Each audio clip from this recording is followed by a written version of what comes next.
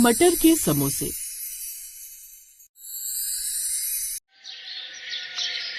किसी गांव में एक नौजवान विक्रम अपने मटर के खेतों में बड़े ही प्यार से अपनी फसल को सहला रहा था। फिर उसने कुछ मटर तोड़े और अपने ठेले पर दुकान लगा ली। आओ ताजा ताजा मटर के समोसे खा लो, बढ़िया खेतों के ताजा मटर के समोसे।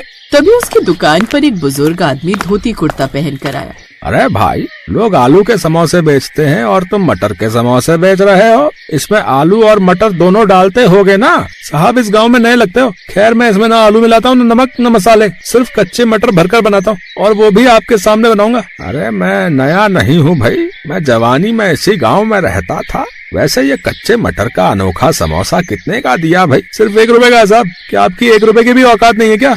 इतने में वो आदमी भड़क गया।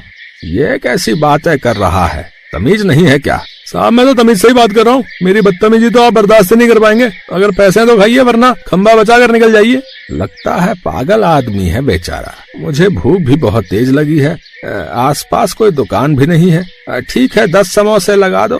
विक्रम ने उसके सामने ही समोसे बनाने शुरू किए। उसने मटर छीले और कच्चे ही समोसे के अंदर भर दिए, फिर फ्राई करके उसे दे दिए। उसने पहला समोसा खाया, बहुत अच्छा लगा। फिर दूसरा खाया। इस तरह वो कुछ ही देर में 10 समोसे खा गया। 10वां समोसा खाते ही उसके मुंह से अचानक कुछ निकला। जब मैं जवान था तब इस गांव का सरपंच था। मैंने इन गांव वालों को खूब लूटा, सबकी जमीनें अपने नाम करवा ली, सबके जेवर अपने पास गिरवी रखवा लिए, यहाँ तक कि लोगों के घरों से पैसा भी चोरी करवा लिया। मैं सारा धन लेकर इस गांव से रातों रात भाग रहा था, लेकिन तभी किसी लड़के ने मुझे भागते हुए देख लिया और मुझे पकड़ लिया। अंधेरे में मैं उसका चेहरा नहीं देख पाया। मैं घबरा गया, इसलिए उसे वहीं मार दिया और इसी गांव के इकलौते मटर के खेतों में उसे दफन कर दिया। फिर मैं यहाँ से हमेशा के लिए भाग गया। अरे ये क्या बोल रहे हो साहब? खुद इतने बड़े पापी हो और मुझे बदतमीज बोल रहे थे? अरे नहीं नहीं, ये सब मेरे मुंह से कैसे निकल गया? ये लो पैसे पकड़ो, मैं चलता हूँ। पैसे देकर वो तुरंत वहाँ से गांव के अंदर चला गया। वो बड़े ही ध्यान से पूरे गांव को देख रहा था। इस गांव में कोई पुराना आदमी तो बचा ही नहीं। मैंने सबको लूट लिया था ना, इसलिए शायद सब गांव छोड़कर भाग गए होंगे। जाकर इन लोगों से मिलता हूँ। कोई पुराना होगा तो वो मुझे पहचानेगा ही नहीं, क्योंकि अब मैं बूढ़ा हो चुका हूँ। खैर, वो कुछ गांव वालों से मिला, उनसे बातचीत करने लगा। तभी उसने बताया, वैसे लड़कों, तुम्हारे गांव में सबसे अच्छी चीज मुझे लगी मटर के समोसे। चौराहे पर जो लड़का मटर के समोसे बेचता है वो थोड़ा बदतमीज है, लेकिन उसका स्वाद बड़ा अच्छा है। चाचा, लगता है किसी पागल खाने से छूट के आए हो। इस गांव में कोई समोसे वाला है ही नहीं। ये लोग मुझे पागल कह रहे हैं, लेकिन मुझे तो लगता है उस समोसे वाले के साथ साथ इस पूरे गाँव का दिमाग खिसका हुआ है। चलता हूँ यहाँ से, कुछ दूसरे लोगों से मिलता हूँ। खैर, वो आदमी वहाँ से चला गया, लेकिन लड़के सोच में पड़ गए। दोस्तों, कहीं इसकी बातों में कोई सच्चाई तो नहीं? हो सकता है रातों रात किसी ने चौराहे पर समोसे का ठेला लगा लिया हो। चलो चलकर देखते हैं, हमें भी मटर के समोसे खाने को मिलेंगे। चलो।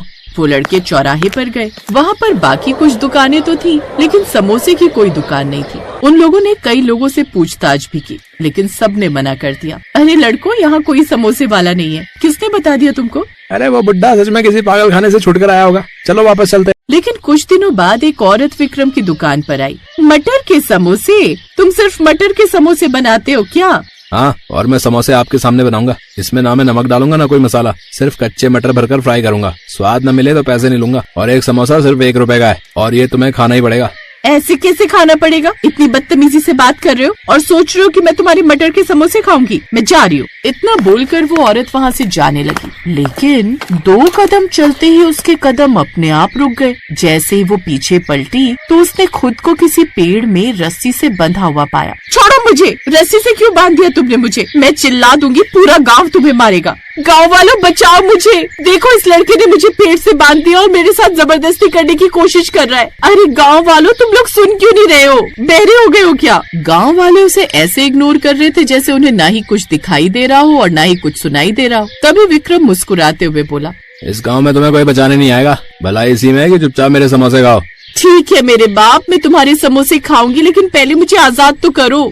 विक्रम ने रस्सी खोल दी, फिर उसके सामने ही मटर छीले और कच्ची मटर भरकर तेल में फ्राई कर दिए, फिर उसे दे दिए। उस औरत ने पहला समोसा खाया, फिर दूसरा खाया, धीरे धीरे पूरे 10 समोसे खा गई। तुम थोड़े अकड़ू टाइप के हो, लेकिन तुम्हारे मटर के समोसे तो बिल्कुल लाजवाब हैं। तभी अचानक उसके मुंह से भी कुछ निकला। कुछ सालों पहले मैंने इसी गाँव के एक जमींदार को अपने प्यार के जाल में फंसा लिया था। वो बहुत अमीर था, उसकी पहले से भी एक बीवी थी। लालच के चक्कर में मैंने उसकी पहली बीवी को मार दिया और इसी गांव के इकलौते मटर के खेत में उसे दफन कर दिया। फिर सारा पैसा लूटकर मैं हमेशा के लिए इस गांव से भाग गई। अच्छा, खुद इतना बड़ा पाप करके बैठी हो हैं और मुझे बदतमीज बोल रही थी हैं?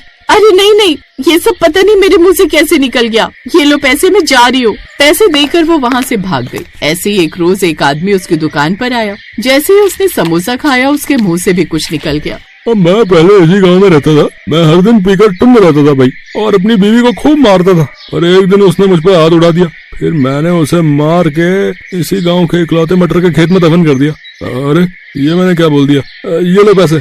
पैसे देकर वो आदमी भी वहाँ से चला गया। फिर एक रोज ये तीनों आपस में मिल गए। ये तीनों पुराने लोग थे, इसलिए एक दूसरे को पहचान गए। अरे सरपंच जी, तुम तो बूढ़े हो गए। और भाई साहब, आपने पीना बंद किया या नहीं? मैं जीना छोड़ सकता हूँ, पीना नहीं। वैसे बहुत दिनों बाद आप लोगों से मिलके अच्छा लगा। तभी अचानक वहाँ पर पुलिस की पूरी फोर्स आ गई। विक्रम भी वहाँ पर आ गया। इंस्पेक्टर साहब, हमें किस जुर्म में गिरफ्तार कर लिया? लोगों की जान लेकर तुम आजाद घूम रहे थे, अब बाकी की जिंदगी जेल में गुजारोगे। पहले ये रिकॉर्डिंग ध्यान से सुनो तुम तीनों।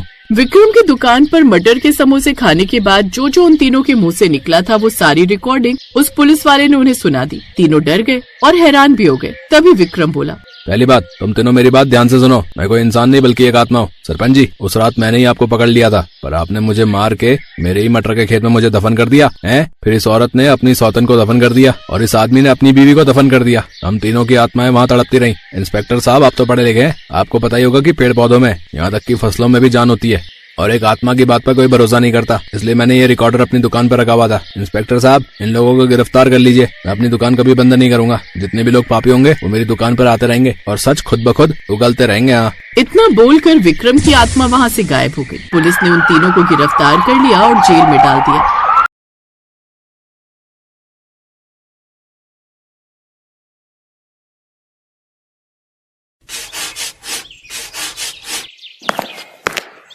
बड़ी जल्दी उठ गया भोला। हाँ माँ, वो काम पे जाना है ना, फिर वहाँ से आने में देरी हो जाती है तो ठेले की सफाई करने का टाइम नहीं मिल पाता है। बस कर भोला, कितनी मेहनत करेगा रे तू। दिन भर मजदूरी करता है और फिर शाम को मोमोज बेचता है। अगर तू बीमार पड़ गया तो? अरे कुछ नहीं होगा मुझे, मैं ढेर सारे पैसे कमाऊंगा ताकि सबसे पहले आपका अच्छे से इलाज करा सकूं और फिर आपको हवाई जहाज में ले जाऊंगा काशी घुमाने। हाँ। अरे हवाई जहाज तो रहने ही दे, कहीं ऐसा ना हो कि हवाई जहाज में उड़ते हुए मेरे प्राण पखेरु ही उड़ जाए। अरे शुभ शुभ बोलो माँ, आपको मुझ पर भरोसा नहीं है क्या? तेरे सिवा इस दुनिया में मेरा है ही कौन? तुझ पर भरोसा नहीं करूंगी तो किस पर करूं? तेरे बाबा तो पहले ही चले गए। भगवान करे कि वो मुझे भी उठा ले ताकि तुझ पर जिम्मेदारियों का बोझ कुछ कम हो। माँ, ऐसी बातें मत किया करो। ये कहानी है भोला की, जो एक छोटे से गांव में अपनी माँ सरिता के साथ रहता था। भोला अपनी माँ से बहुत प्यार करता था और उनका बहुत ख्याल रखता। माँ, ठेला धो दिया मैंने, जाओ आप नहा लो, मैं झट से खाना बनाता हूँ। नहीं, जा तू नहा ले, मैं बनाती हूँ आज खाना। ना ना ना, डॉक्टर ने आपको काम करने से मना किया था ना। भोला को अपनी माँ की बहुत फिक्र थी। वो पैसे भी कमाता और घर के काम भी करता। दिन भर वो बेचारा ट्रकों में भारी भरकम बोरे चढ़ाता था और फिर शाम को आकर मोमोज बनाता और उन्हें बेचने निकल जाता। माँ, मैं जा रहा हूँ, आज रविवार है तो बहुत भीड़ रहती है बाजार में, और पता है रविवार को कमाई भी अच्छी होती है। ठीक है, मगर जल्दी आ जाना। भोले भंडारी से प्रार्थना करो कि सारे मोमोज जल्दी बिक जाएं, तो जल्दी आ जाऊंगा। भोला ने अपना ठेला उठाया और बाजार की तरफ चल दिया। फिर बाजार पहुंचकर भोला ने अपना ठेला जमाया। तभी उसके ठेले पर एक आदमी आया। भाई, मोमोज तैयार है क्या? हाँ जी सर, बिल्कुल तैयार है, गर्मा गर्म मोमोज। ठीक है, एक प्लेट लगा दो, और सुनो, चटनी एकदम तीखी रखना। जी बिल्कुल, एक बार खाकर तो देखिए। जैसे उस आदमी ने पहला मोमो चटनी के साथ लगाकर खाया। अरे यार, तुम्हें कहा था कि चटनी फुल तीखी रखना। चटनी तो मैंने तीखी रखी है। अरे ऐसे तुम तीखी कहते हो? अरे ऐसे तो मेरा 5 साल का बच्चा ऐसे ही पी जाए। अगर तीखी चटनी नहीं है तो बंद कर दो अपना ये ठेला। वो आदमी बचे हुए मोमोज वहीं कूड़ेदान में फेंक कर चला गया। इस बात से बेचारा भोला बहुत दुखी हुआ। थोड़ी ही देर बाद एक औरत उसके पास आई। भैया 1 प्लेट मोमोज लगा दो और भैया चटनी फुल तीखी रखना, ठीक है? जी मैडम।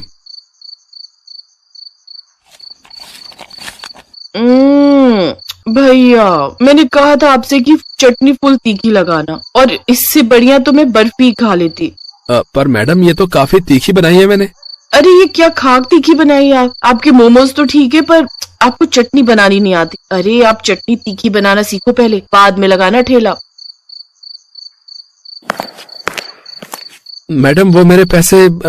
किस बात के पैसे भाई? एक तो फीकी चटनी बना दी, ऊपर से पैसे मांग रहे हो। वो औरत भी भोला को सुनाकर चली गई। बहुत देर तक वो ग्राहकों का इंतजार करता रहा पर कोई भी उसके ठेले पर नहीं आया। उधर घर पे लगता है आज भी भोला के मोमोज नहीं बिक रहे हैं, तभी तो वो अभी तक नहीं आया। हे भगवान, कितनी जिम्मेदारियां हैं मेरे भोला पर। मेरे इलाज के लिए पैसे कमाते कमाते मेरा भोला खुद सूख गया। हे शंभुनाथ, या तो मुझे उठा ले या फिर कोई चमत्कार कर दे, कोई चमत्कार कर दे भोले भंडारी। उधर बाजार में भोला अपने ठेले पर उदास बैठा था और मन ही मन सोच रहा था, ऐसे तो मुझे फायदा होने की बजाय नुकसान होता जाएगा। कमाई कुछ हो नहीं रही और फिर कल के लिए मैदा भी लेना है, सब्जियां भी लेनी है और माँ की दवाइयां भी खत्म होने को आ गई। क्या करूं अब मैं?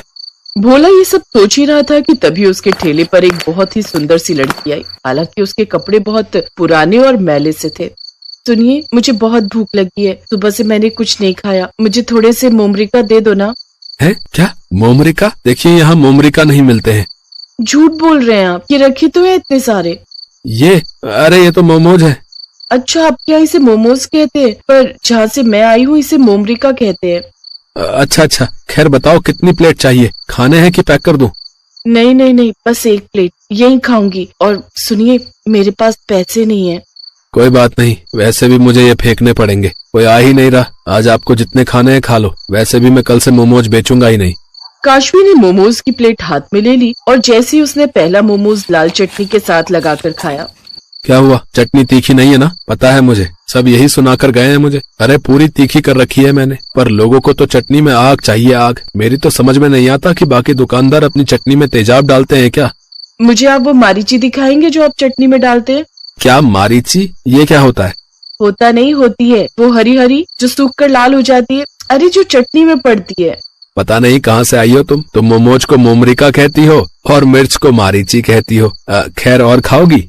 हाँ, चटनी इतनी भी बुरी नहीं है, 1 प्लेट और दे दो ना।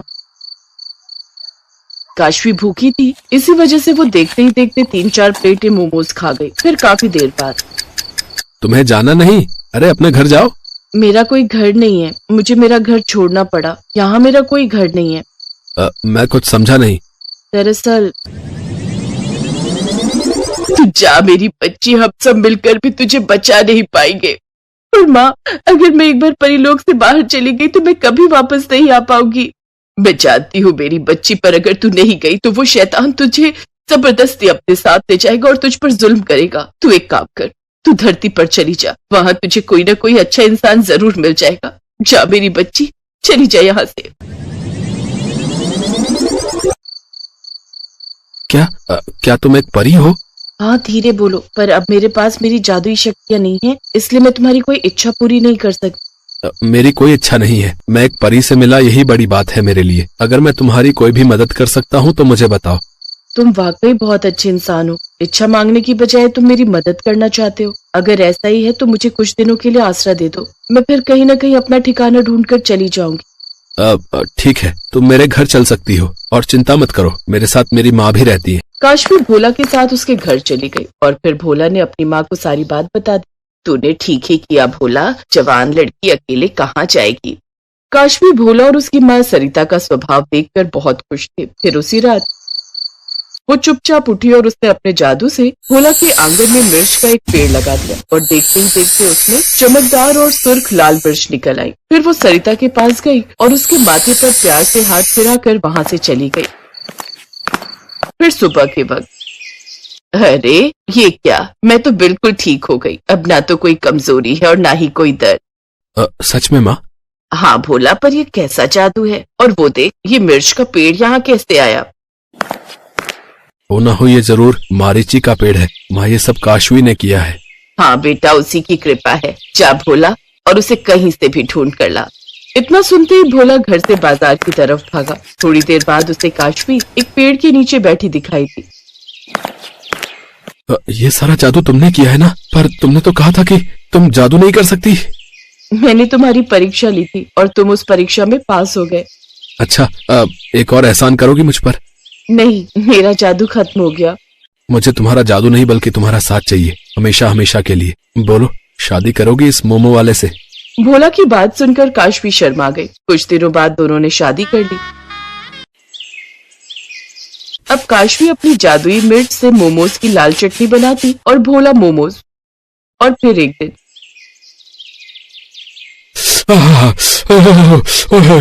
अरे भाई, मजा आ गया भाई।